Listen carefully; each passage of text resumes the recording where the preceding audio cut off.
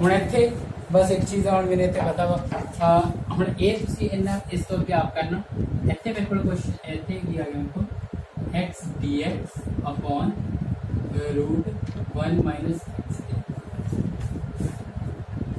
हुण इहदे विच की करना आप सबस्टिट्यूशन मैथड यूज करना 1 माइनस एक्स के पुट कर लो d x D x d t बन जाऊगा तो अपने को 1 अपॉन टी का डेरीवेटिव आ सॉरी इंटीग्रेशन आ जाएगी लॉग एक्स तो अपना इसका आंसर आ जाऊगा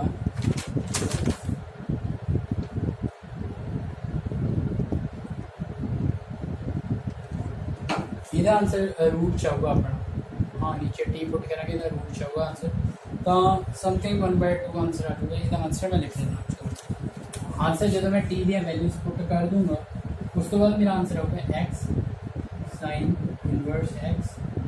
plus 1/2 1 plus x square rays power 1/2 minus plus ये अपना आंसर होगा बाद जो आप मतलब पूरा इंटीग्रेट कर देंगे अपने को ये आंसर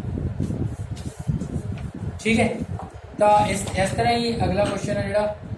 थोड़ा अगला क्वेश्चन है एक्स कॉस 3x एक्स कोस 3x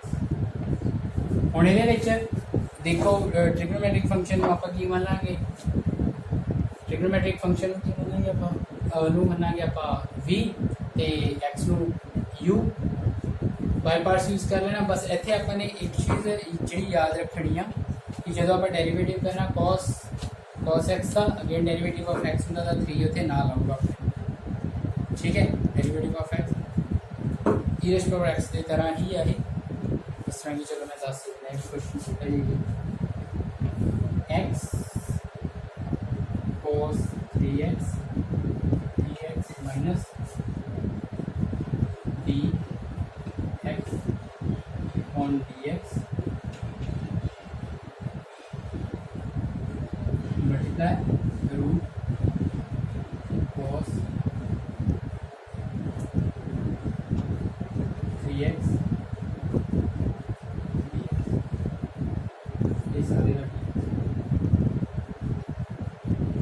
ठीक है और cos x का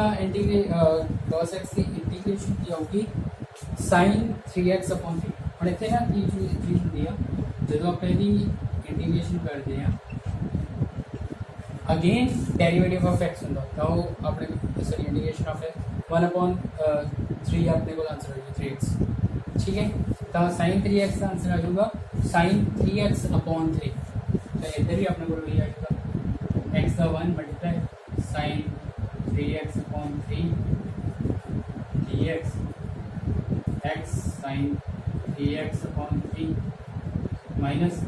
sin 3x आ जाएगा cos 3x minus cos 3x upon 3 यदि भी अगेन एंगल दा हो ते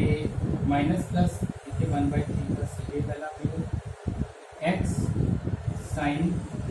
3x अपॉन 3 माइनस 3 का 9 1/9 माइनस माइनस प्लस cos इस तरह ही अपना सॉल्व हो जाएगा आइडेंटिटी अब यूज़ करनी है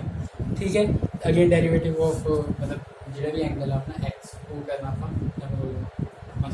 1/3 तो इस तरह ही अपने को अगे क्वेश्चंस ने ठीक है एक क्वेश्चन हैगा अपना